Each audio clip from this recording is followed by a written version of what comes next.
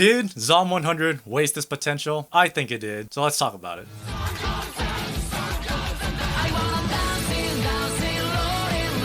What's up, fans of anime? For this video, we're going to be reviewing Zom 100 Bucket List of the Dead. So we're going to break it down into 5 categories: story, characters, animation, pacing, and music. Let's start off with story. And the story is mainly about our main character, Akira Tendo, trying to complete his bucket list that he created during the zombie apocalypse. And his motivation for wanting to complete it is his entire career, he's basically had no time off to himself. So this was the first time in quite a while where he gets to do whatever he wants. Yeah. I thought the depiction of his work culture was pretty bleak, but I could see that happening. I don't know how true it is in like the Japanese workforce. I hear a lot of rumors and experiences about the Japanese, they call them salarymen or businessmen. The white collar They people. just go to work for like 8 to 10 hours overtime, a lot of times, to get whatever production thing they're doing or work related tasks they're doing, and they go back home, they're tired, stressed out, they don't want to do anything. Yeah, and even though like I don't particularly have that lifestyle, I can understand, coming home from work and just wanting to do something, but being held back to go to work and do something about it. It's just like, I really enjoyed just how they portrayed that in an anime. So every episode after that, it was basically just him doing something else off of his bucket list, whether he wanted to wine and dine or just going to eat the best sushi from a Michelin star chef. That's basically what each episode is about, and along the way he meets 3 other people who try to help him complete his bucket list. So overall, the story isn't super complex. Each episode is just the next thing to do, kind of like in a cartoon where this particular episode doesn't hold that much weight. I think the biggest things that carry on is just his interactions with his friends, and so I think that's like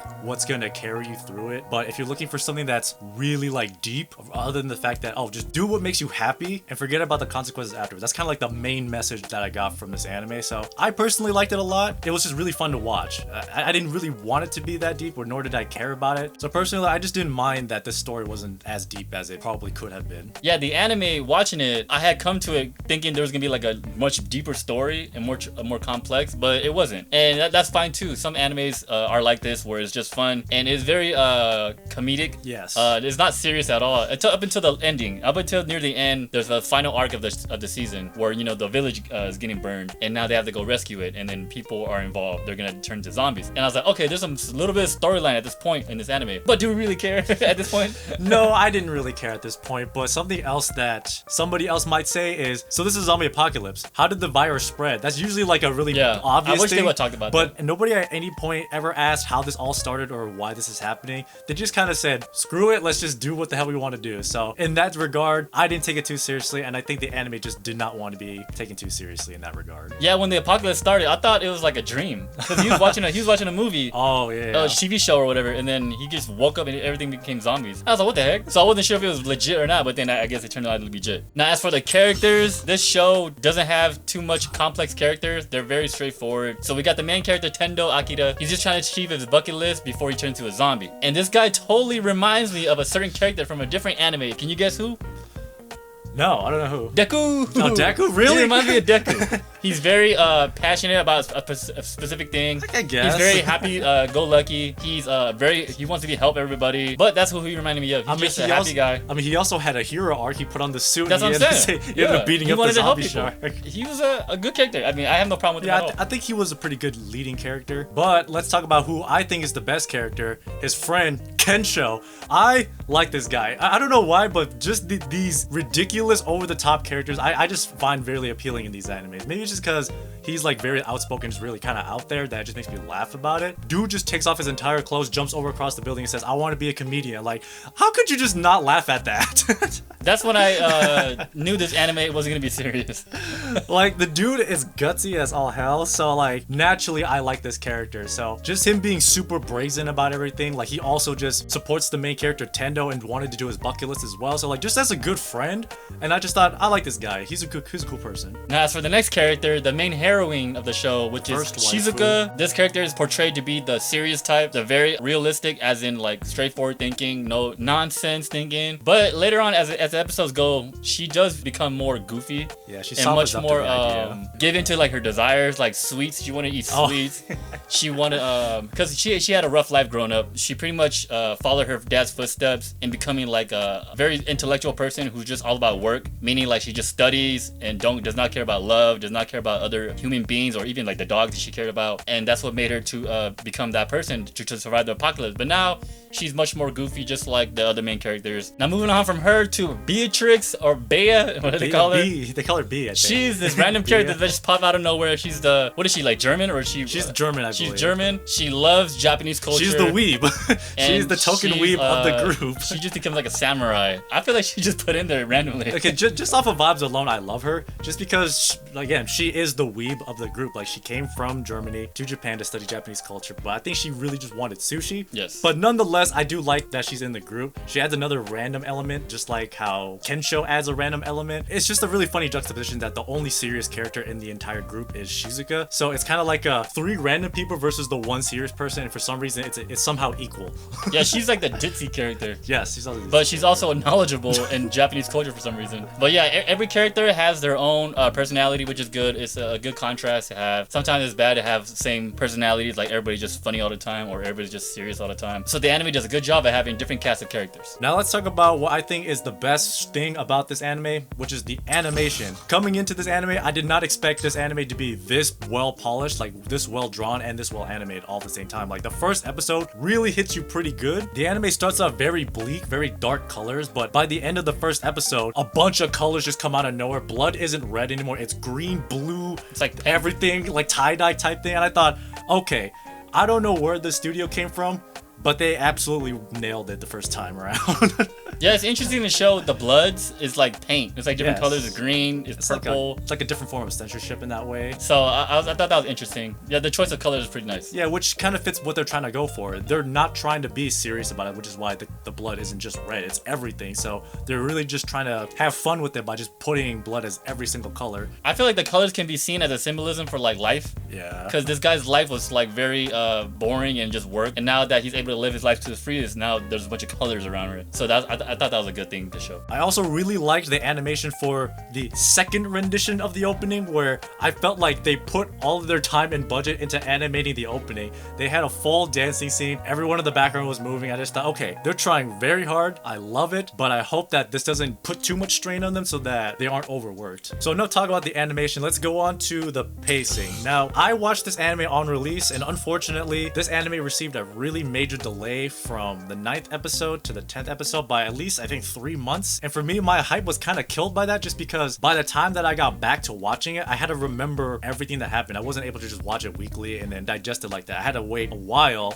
And then when it came back, I really liked it, but I felt like it would have hit a lot better if it just, came out normally. Now I saw it just recently. I binged it and I had a great time. I was like, woo!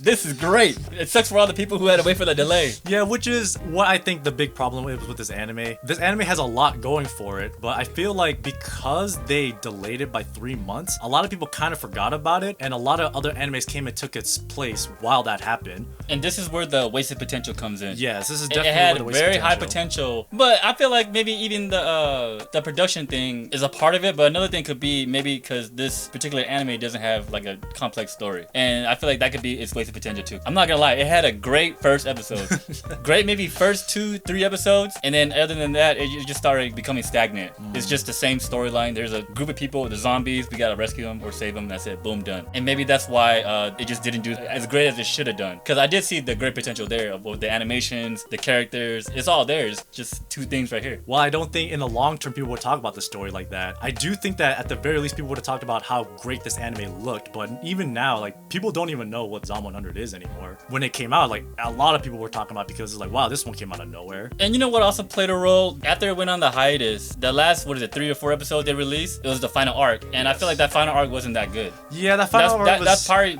detrimental to the anime too. Yeah, and then so that last arc was very shoehorned in. Not gonna lie, that last arc should have been like in the middle of the season. Yeah. It should have been done earlier. I feel like that would have hit better because they introduced like a bunch of characters that I guess kind of don't care about. Yes. Besides the main character's parents, but the evil characters we didn't really care about. And at the end of the show, they have a goal, I guess, but it's very broad. It's just to save the world. Yeah. And I was like, okay. I mean, that was it went back to like back to standard kind of thing. So I didn't really mind that. Yeah. Now going on from pacing to music, I think this anime right here is one of the few animes that actually has like electronic music, close to EDM, but it's not like heavy. But I want to say like lo-fi a little bit. It's very, I don't know how to to describe it, but it's soothing to my ears. Oh, It's okay. soothing to my ears. Honestly, my favorite track is just the opening. I mean, it's kind of boom. It's the same guys who made the famous Naruto opening. There's a rule that I like to follow, which is if the opening song to the anime is a banger, the anime itself, no matter how bad it is probably pretty good now just because of that one opening. This just so happened to be an anime that was already pretty good, that was also being backed by a really good song. To wrap it all up,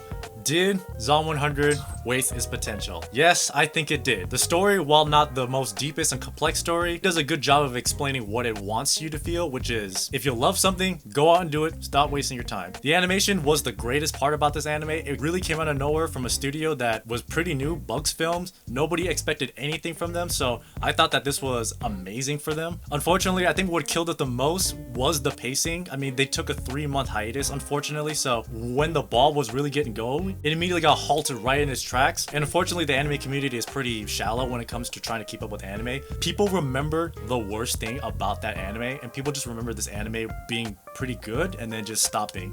Some people probably don't even know that the last 3 episodes even came out by this point. Now, as per usual, we are gonna rank Zom 100 on our tier list right here. For every review that we do, check out our tier list right here. You're probably gonna get mad at us for some of these. Now, the more left it is, the better it is. Now, where should we put Zom 100? As a person who was watching this on release, I would put this at an A tier. Whoa, an A tier right An here? A tier, yes. A minus. It would have been the best for me had I not had that problem. So if I had just binged all of it in one sitting, it probably would be an S tier for me. But because I had to go through that experience, my experience was muddy because of that. That's not even a bad rating, actually. I will put it at B minus. I will put it really? right here Oh, behind okay. Shangri-La. Because I feel like I enjoyed Shangri-La as a whole better than Zom 100. Zom 100 would have been really higher if it had a better storyline or much more of a better goal. I like the goal of completing 100 tasks on his bucket list, which is fine. But I feel like you said it before, it's just like cartoons where each episode was his own thing. And that last arc did not do it for me. So now that he rated an A and I rated a B minus per se, we got to average it out. So the average would probably have to be somewhere around here. Solid B. I will put it right here then. You want to put it right here? Or you want to put it above Dungeon Meshi? You can put below Dungeon Meshi. Okay. I would agree with above